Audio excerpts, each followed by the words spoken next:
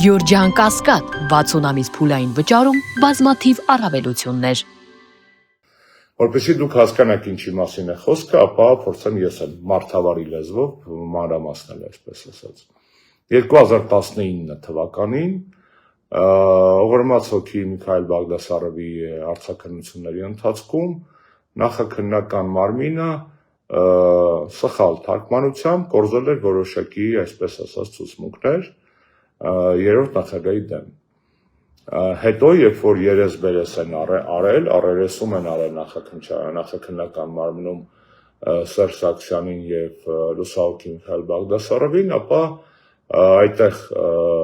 այդ ցուցմունքից պարոն Բաղդասարովը հրաժարվել է եւ հիմնավորել է, որ այն արձանագրվել է սխալ կերպով, որովհետեւ գիտեք, նա ռուսախոս էր եւ սխալ թարգմանության կամ ուղղորդված սխալ, եթե ավելի այդպես ուղիղ խոսենք, թարգմանության արդյունքում այդպիսի զավեշտալի մեղադրանքներ տեղ էին գտել արձանագրության մեջ։ Մի խոսքով Միքայել Բաղդասարովը այդ ցուցմունքը տվել էր, սխալ էին թարգմանել, հետո նա այդ թարգմանության հիման վրա հրաժարվել էր այդ ցուցմունքից առերեսման ժամանակ եւ այդ թեման մեռել էր, չկար ընդհանրապես։ Միքայել Բաղդասարովի այդ առնչվող գործի կապակցությամբ 2025 թվականին, արդեն այս տարի, խնդրում եմ ֆիքսել 6 տարի անց, այդ քրեական գործը ուղարկվել է դատարան եւ հիմա դատաքննության փուլում է։ Ամենակարևորն այն է, որ այսօր Սերժ Սարգսյանին վերագրված դրվագը այդ գործի մեջ, դատարան ուղարկված փաթեթի մեջ գոյություն չունի, չկա։ Այսինքն 19 թվականին իրենք ստացել են որոշակի ցուցմունքներ, այդ ցուցմունքները պարզվել է, որ սխալմունքի, այսպես ասած, շակերտավոր արդյունք են իրենց կողմից, եւ այնքան ակնհայտ էր, որ այդտեղ թեմա չկա, պրոբլեմ չկա, Սերժ Սարգսյանի վրա չեպե չկա, կեղ չկա, որ անգամ իրենց հորինված շինծու ընդհանուր գործի մեջ այդ թեման չեն ներառել։ Իսկական այդ դրվագը գոյություն չունի դատական ատյանին փոխանցված գործի մեջ։ Եվ այսօր 6 տարի անց,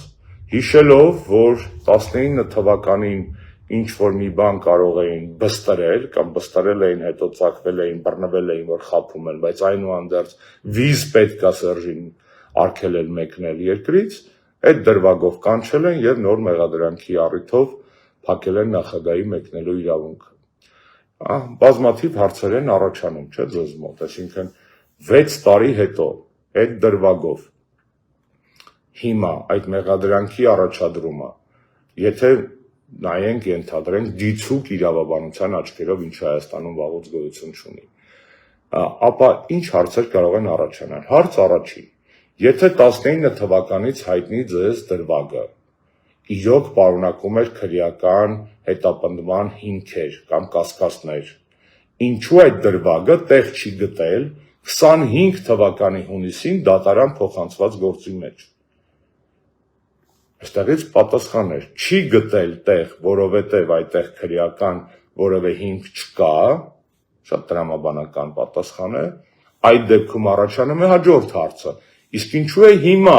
6 տարի անց այդ դրվագով նախագահին առաջադրվել մեղադրանք։ Երկրորդ պատասխանը այն է, որ այդ հիմքում եղել է դիցուկ քրեական էլեմենտ եւ դուք 6 տարի թաքցրել եք այդ քրեական ներեցեք տարը հիմքը եւ դատարան ուղարկված փաստաթղթերի մեջ չարամտորեն այն չեք ներառել, թաքցրել եք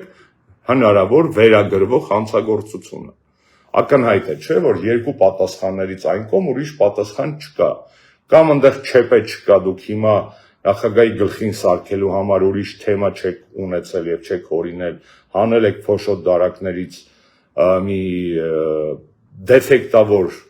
այսպես ասած, փաստաթղթեր եւ փորձել եք դրա հիման վրա նախագահին արգելել մեկնել երկրից, կամ էլ եղել է հանցագործություն, որ դուք 6 տարի պարտակել եք փաստորեն, չուղարկելով այն ժամանակին դատարան։ Չէ, իհարկե կա նաեւ երրորդ տարբերակը, որը զավեշտալի կարող է թվալ, բայց հաշվի առնելով, որ այս ամբողջը զավեշտալի է, որ լուսահոգի Միքայել Բաղդասարովը վերակենդանացել է եւ նոր ցուցմունք է տվել երրորդ նախագահի դեմ։ Չեմ զարմանա, եթե պարզվի ես ձեր փաստաթղթերի, որ երրորդ տարբերակի վրա եք հղումանում իհարկե։ Աստված հոգին լուսավորի նորից ասեմ։ Այսինքն այս ամբողջ պատմությունը ծագել է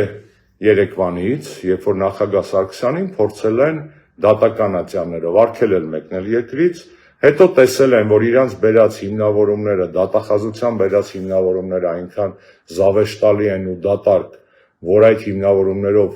դատարանները եւ ոչ մեկ դատարաններ չի բավարարել այդ միջնորդությունը, ափալ-թափալ գիշերը մտածել եք, թե ոնց կարելի է Սերժի գլխին փորձել նորից սարքել եւ ոչ մի բան ձեր մտքով չի անցել, քան այս հերթական անտաղանդ խայտառակ բեմադրությունը։ Առհասարակ, եթե Նիկոլ Փաշինյանը լիներ սերիալների ռեժիսոր կամ սցենարիստ, ապա նա կարող էր հավակնել աշխարհի ամենաանտաղանդ, ամենաձանձրալի, ամենախայտառակ ռեժիսորի կամ սցենարիստի կոչմանը, ցավոք սրտի ինքը չի զբաղվում կինոյով, իսկ իր նկարած կինոն ողբերգություն է, որը տեղի ունենում Հայաստանում իր ռեժիսորությամբ, իր սցենարով եւ նույնքան անտաղանդությամբ, որքան արյունալիությամբ եւ անարդարություններով, ինչեւ է։ Սա է ամբողջ պատմությունը, նախագահ Սարգսյանին այսօր արգելել են մեկնել, հանել են, այսինքն արգելել են մեկնել երկրից, այն դեպքում, երբ որ, սա էլ ուզում եմ հատուկ շեշտել, երբ որ նախորդիվ երկու դատարաններն էլ նման թույլտվություն տվել էին, հաշվի առնելով, որ բազմաթիվ հանգամանքներ։ Հիշեցնեմ, որ այդ նիստերը անց են կացվել դռնփակ, այսինքն պարունակել են նաև անձնական կյանքին վերաբերող դրվագներ, եւ այդ դրվագների հիմքով են դատարանները թույլատրել նախագահին մեկնել արտերկիր։ Այսօրվա նիկոլական ջղակցկումը, նոպան այսպես ասած, այսինքն երեկվանից սկսած նոպան, հանգեցրել է նրան, որ Սերժ Սարգսյանը ոչ անձնական, ոչ էլ քաղաքական, սա հատուկ ուզում եմ շեշտել, հիմքերով, հիմնավորումներով նորից չի կարող մեկնել երկիր։ Սերժ Սարգսյանը Հայաստանի Հանրապետության լիիրավ քաղաքացի է, որի անձնական կյանքը անձեռնմխելի է եւ որ ունի նաեւ համապատասխան բազմաթիվ իրավունքներ եւ ազատություններ, այդ թվում տեղաշարժման ազատությունը, որը բիրտ կերպով այսօր սահմանափակվեց նիկոլական ռեպրեսիվ ապարատի կողմից։ Իդեպ ուզում եմ առիթից օգտվել նաև շնորհավորել երկրորդ նախագահի որոշ քարոզչական թիմի որոշ ներկայացուցիչներին, որոշ աջակիցներին,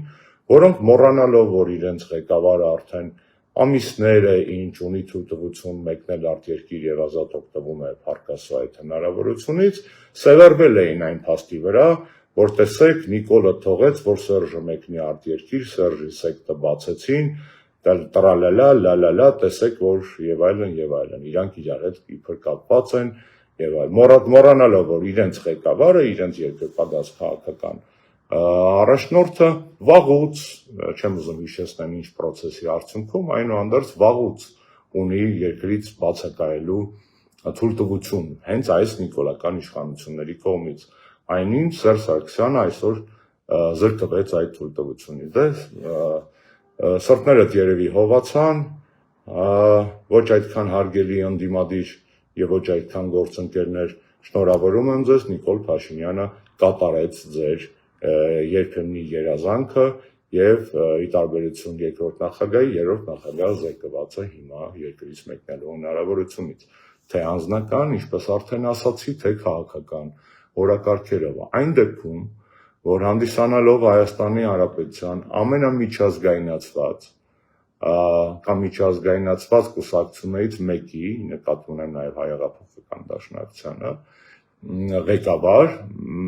նա ներկայացրել է եւ շարունակում է ներկայացնել Հայաստանի Հանրապետական կուսակցությունը մեր բազմաթիվ գործընկերների մոտ։ Ընդհանրապես շեշտեմ մեկ հանգամանք, հրավիրելով նաև եվրոպական մեր գործընկերների ուշադրությունը առ այն, որ այդքան որ տարված եք Նիկոլով, ինքնախապեյությամբ զբաղվում եք ինքներդ եւ խափում եք մեզ բոլորից, որ իբր Հայաստանում ժողովրդավարություն է, ել չասեմ, որ իմ մոտը տենց բաներ չխոսեք, հիշեցնեմ ձեզ, որ Սերժ Սարգսյանը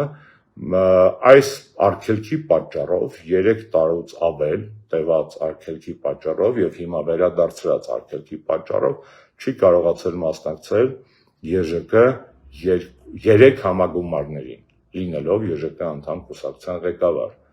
Այսինքն սեկտը փակ լինելու պատճառով Հայաստանի Հանրապետական կուսակցության ղեկավարը եւ կուսակցությունը իր բարձրագույն մակարդակով չեն կարողացել ներկայանալ եվրոպական իշխող կուսակցության համագումարներին։ Էլ չասեմ, որ այդ սահմանափակումը տարածվում է նաեւ այլ ուղղություններով, որտեղ մենք ունենք գործընկերներ։ Սա է ողջ իրականությունը, ներեցեք, սա է ողջ իրականությունը եւ քաղաքական հետապնդումների այս ամբողջ ալիքում իհարկե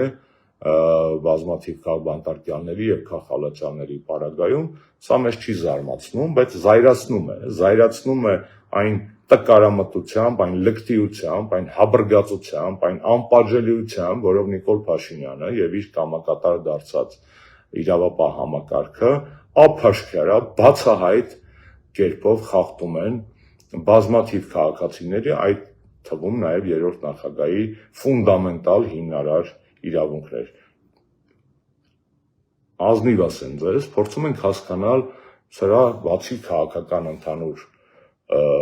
գնահատականներից սրա կոնկրետ շարժառիթները։ Ամենապարզ շարժառիթը, որ կարող ենք ասել, դա Նիկոլի նոպան է, տենց որպես կանոն նոպաները մարդկանց մոտ բռնում են գարնանը, ովքեր ունեն խնդիրներ, բայց չգիտես ինչու ուշ խորը աշնան նոպա է, օրինակ պատճառներից մեկը։ Մյուս պատճառներից մեկը գուցե այն է, որ նախագահ Սարգսյանը վաղը պատրաստվում է իրականում աննախադեպ երկար, աննախադեպ եւ իր ֆորմատով ոդքասթային եւ իր տևողությամբ ուղիղ եթերի հանրային շփման, գիտեք, Նիկոլի մոտ ավելի լավ է ստացվում այդ բառը արտասանել, ինքնահորինել, այդտեղ հյուր է լինելու Նարեկի եւ Ազգենի մոտ, Սամսոնյան Նարեկի եւ Սաղաթելյան Վազգենի մոտ անտիֆեյք յութուբյան ալիքում վաղը ժամը 10-ից, կարող է դա է պատճառը, որ փորձում է այդպես իր ներվերը լարվածությունը պարպել Նիկոլ Փաշինյանը, այլ հիմնավոր եւ իհարկե այն փաստը, որ Հայաստանում տիրող իրական իրավիճակի մասին արտասահմանում շատ քիչ հավաստի տեղեկություններ կան, իրական տեղեկություններ, ես որպես վերջերս այդ թույլտվությունը երկրից դուրս մեկնելու թույլտվությունը վերականգնած մարդ կարող եմ ձեզ փաստել, որ եւ դուք էլ համոզվեցիք երևի թե Եվրոպական խորհրդարանի վերջին պատգամավորների վերջին այցի ընթացքում այնտեղ շատ բան են պատկերացնում Հայաստանի տիրող իրավիճակի մասին, իսկ ով էլ պատկերացնում է, գերադասում է լռել, չտենալու, չլսելու, չխոսելու տալ եւ իրենց դնել կներեք երկարականջավոր չոր կոտանիների տեղ։ Բոլոր բարձր եւ բարձրագույն մակարդակներով արտասահմանյան այցերը, հատկապես երրորդ նախագահի մակարդակով հնարավոր այցերը եւ հանդիպումները բնականաբար կհանեին կեղծավոր եվրոչինովնիկներին կոմֆորտ զոնայից, իսկ միամիտ եվրոչինովնիկների աչքերը վստահաբար կբացեին։ Այսինքն այստեղ կարծում ենք, որ միախառնված են եւ քաղաքական եւ անձնական մոտիվները, որոնք պարպվել են Նիկոլ Փաշինյանի ուղեղի գարշելի եւ գորշ նյութում, այսպես ասենք, եւ բերել են հերթական նման խայտառակ որոշմանը, խայտառակ հիմքերով, ինչը ակնհայտ քաղաքական հետապնդումների եւ պետական ռեպրեսիվ ապարատի գործնական կիրառումն է ընդդեմ քաղաքական անդիմախոսների եւ օպոնենտների։